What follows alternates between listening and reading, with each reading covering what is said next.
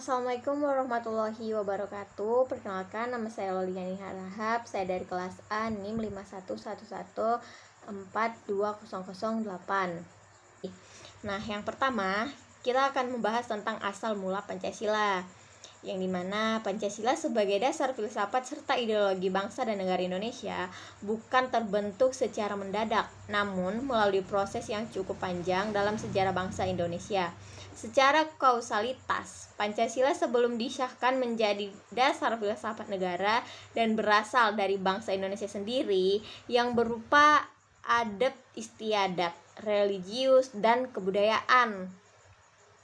Kemudian para pendiri negara secara musyawarah, antara lain Sidang BPUPKI pertama, Piagam Jakarta, kemudian BPUPKI kedua setelah kemerdekaan sebelum Sidang PPKI sebagai dasar filsafat negara RI. Asal mula Pancasila dibedakan menjadi dua macam, yaitu asal mula yang langsung dan tidak langsung. Nah, yang pertama, apa aja sih asal mula langsung? Nah, asal mula langsung terjadinya Pancasila sebagai dasar filsafat negara yaitu asal mula yang sesudah dan menjelang proklamasi kemerdekaan. Rincian asal mula langsung Pancasila menurut Notagoro, yaitu yang pertama, asal mula bahan atau kausa material. Nilai-nilai yang merupakan unsur-unsur Pancasila digali dari bangsa Indonesia yang berupa adat istiadat, religius. Nah, di sini yang tentang keberagamaan, kebudayaan, dan proklamasi kemerdekaan.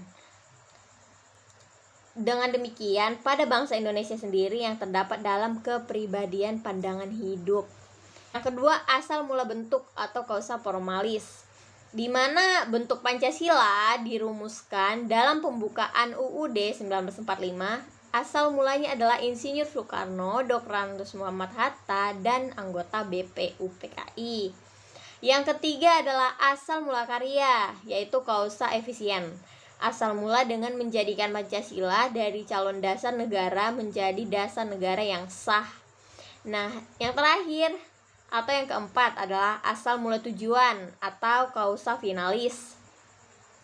Tujuan yaitu tujuannya untuk dijadikan sebagai dasar negara para anggota BPUPKI dan Soekarno-Hatta yang menentukan tujuan dirumuskannya Pancasila sebelum ditetapkan oleh PPKI. Masuk yang kedua yaitu asal mula tidak langsung. Asal mula tidak langsung adalah asal mula yang terdapat pada kepribadian serta dalam pandangan sehari-hari bangsa. Perincian asal mula tidak langsung yang pertama yaitu unsur-unsur Pancasila. Perincian di mana unsur-unsur Pancasila tersebut sebelum secara langsung dirumuskannya menjadi dasar filsafat negara, nilai-nilainya yang ketuhanan, kemanusiaan, persatuan, dan kerakyatan serta keadilan. Nah, yang kedua, nilai-nilai tersebut terkandung dalam pandangan hidup masyarakat Indonesia sebelum membentuk negara. Nilai-nilainya yaitu adat istiadat, kebudayaan, dan religius. Nilai-nilai tersebut menjadi pedoman memecahkan problema. Yang ketiga adalah asal mula tidak langsung Pancasila pada hakikatnya bangsa Indonesia sendiri atau causa materialis. Maaf ya. Nah, oke, jadi setelah itu apa sih hubungan Pancasila dengan globalisasi? Nah, hubungan Pancasila terhadap tantangan globalisasi adalah kita mulai nih di mana bahwasanya Pancasila sebagai dasar negara kita kemudian dihadapkan pada fenomena globalisasi. Globalisasi yang membawa tatanan baru dengan menghapus batas antar negara. Dampak negatif apa dapat terasa jika banyak budaya asing masuk ke Indonesia, lalu mengerus nilai-nilai asli bangsa Indonesia? Sebagai contohnya, globalisasi ini telah mempengaruhi salah satu aspek budaya kita, yaitu gotong royong. Globalisasi membawa Indonesia pada masyarakat yang menjadi lebih individualis. Padahal yang kita ketahui sebelumnya, gotong royong merupakan konsep yang dijunjung tinggi oleh para pendahulu kita melalui sila keempat. Nah, Pancasila memiliki kedudukan yang tetap sebagai ideologi, artinya di mana isinya itu tidak boleh diubah-ubah. Namun, bukan berarti Pancasila akan menjadi kuno, tidak. Pancasila sendiri memiliki sifat yang lebih terbuka dan tidak tertutup terhadap perubahan pola kehidupan yang terjadi pada masyarakat.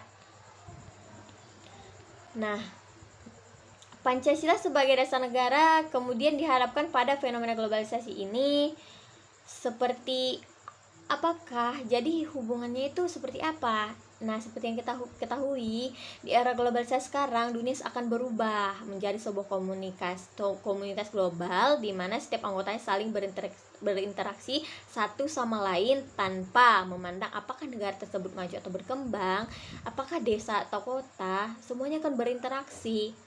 Sebagai sebuah negara berkembang, Indonesia masih harus berjuang untuk peningkatan kesejahteraan rakyatnya.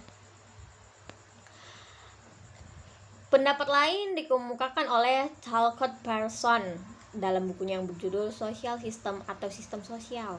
Parsons berpendapat bahwa ada 4 paradigma fungsi yang harus terus dilakukan agar masyarakat tetap eksis dan lestari.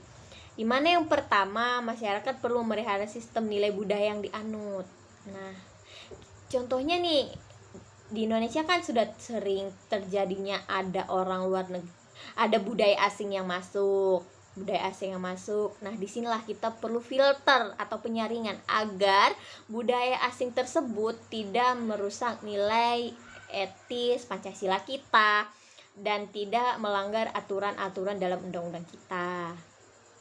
Jadi kita ketahui bahwasanya Pancasila memiliki peranan penting sebagai filter atau penyaring nilai-nilai baru yang terdampak oleh globalisasi.